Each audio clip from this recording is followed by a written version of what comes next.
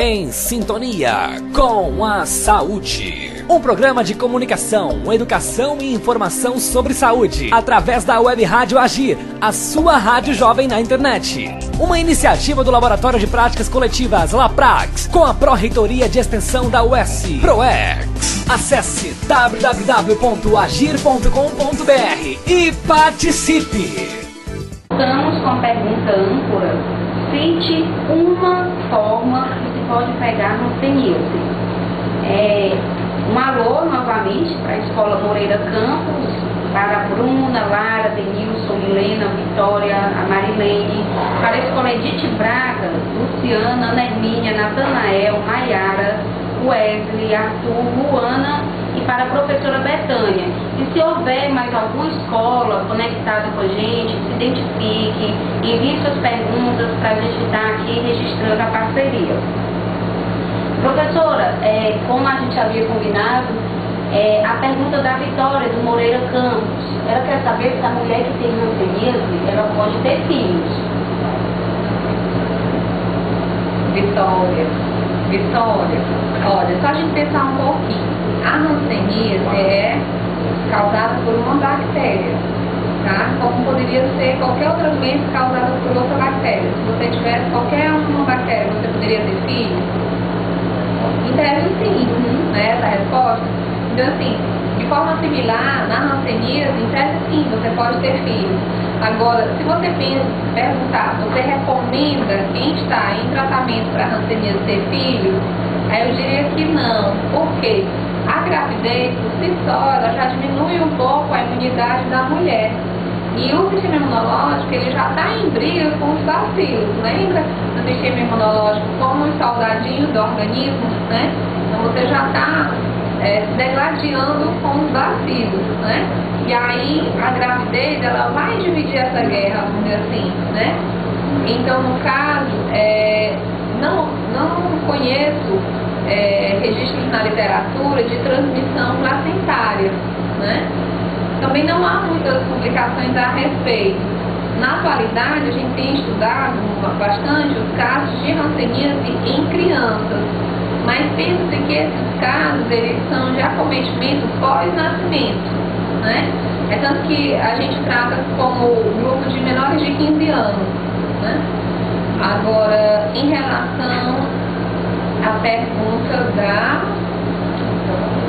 Vitória, né? Em relação à pergunta da Ana Hermínia, né? Que está aqui aparecendo na tela, o que é hanseníase, né?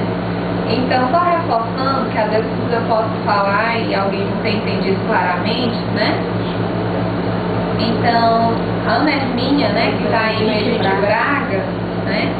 A Ana Hermínia, hanseníase é uma doença causada por uma bactéria onde você vai ter lesões de pele e de nervos, né?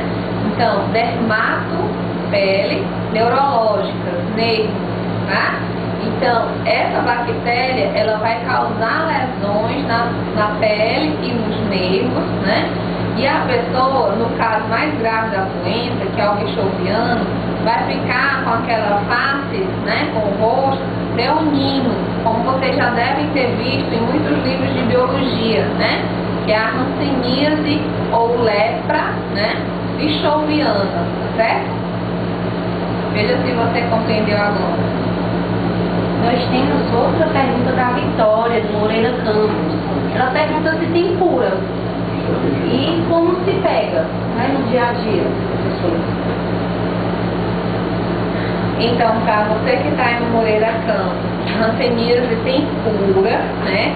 Hoje a gente trata com alguns comprimidos, né? Então, você tem Dapsona e outros comprimidos. Então, a pessoa passa um período tomando esses comprimidos e fica totalmente curada. Às vezes a gente tem casos de recidiva, mas que se dão muito mais pela condição social do paciente do que pela resistência bacteriana em si, se o tratamento for feito corretamente. Obrigada, professora. Bem, professora, aquela pergunta anterior que tinha feito, da Vitória, do Moreira Campos, como é que se transmite a hanseníase no dia a dia? Vitória, então, em relação à transmissão da doença, a doença é transmitida, né, por contato, né, pelos perdigotos e também em relação às lesões, né, que são perdigotos, né? Eu até parabenizo o Ferreira, né, o Ferreira aqui não especifica de que escola você é, mas onde você estiver, né, a gente vai fazer um intervalo musical. O Ferreira é um internauta. Ah, tá, o Ferreira é um internauta, desculpa. Então, Ferreira, parabéns pela sua pergunta. Eu acho que é uma das coisas prioritárias na saúde coletiva, é como identificar a doença. Então, a gente já falou um pouquinho, mas dada a magnitude, né, assim, a importância dessa pergunta, eu acho que vale a pena falar um pouco mais. Você identifica a hanseníase, sobretudo, por encontrar manchas na pele, que seriam os sinais iniciais, vamos dizer assim. Só que essa mancha, ela tem uma característica específica, né? Essa mancha, normalmente, ela tem uma dificuldade de perceber o que é quente, a dor, né? E também o próprio toque, né? Então, você tem alteração táctil, térmica e dolorosa, né? Normalmente essa mancha ela não coça, ela não é de nascença, né? Que mais? Eu posso ter uma ou mais manchas, né? Mas o principal critério seria o de que você não sente esse local, né? Você não tem essa percepção de calor, de dor e do próprio sentido táctil, né? Nesse local. E aí, a hanseníase, ela vai também propiciar o desenvolvimento de uma série de complicações decorrentes da doença, né? E essas alterações, elas se dão sobretudo nas mãos, nos pés e nos olhos, né? Então, se a doença estiver numa fase avançada, sem tratamento, você vai perceber a alteração nas mãos, nos pés e nos olhos dessas pessoas. Que tipo de alterações? Com certeza o Ferreira vai perguntar, né?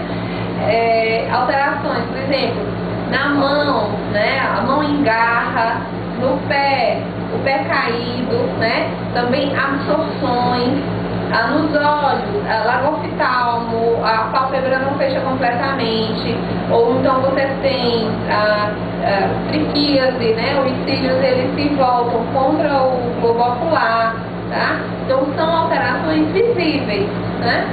E geralmente naqueles casos mais simples, que seriam os chamados paucibacilares, né? Pauci significa pouco, então aqueles que têm poucos bacilos, né? Você teria até 5 manchas. E nos multibacilares, né? Significaria múltiplos bacilos, né? Você teria mais de 5 manchas. Então, em tese, facilmente identificável, né? Então, na avaliação clínica, essas pessoas têm a sua pele minuciosamente observada, né? Então, em casa, quem tem suspeita de alguma mancha pode procurar observar as características dessa mancha. Se for mancha de nascença, não é hanseníase. Também não é hanseníase se coçar. A hanseníase, a mancha da hanseníase, ela não tem prurido, ela não coça, né? E ela tem essa perda sensitiva, como eu falei. Então, mais uma vez, Ferreirinha, congratulações aí pela sua pergunta. Obrigada, professora. Vamos chamar o intervalo com Pete Hulou.